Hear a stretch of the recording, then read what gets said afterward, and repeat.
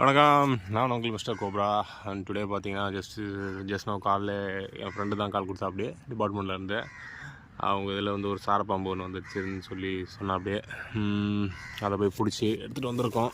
ஒரு 2.5 ஃபீட் இருக்கும் சாரை. அந்த ஆக்டிவாக இருக்குது.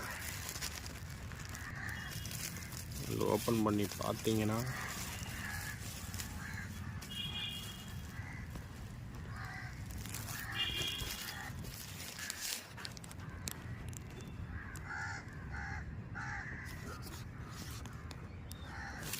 வெளியே எடுத்து ரிலீஸ் பண்ணி விட்டுடுவோம்.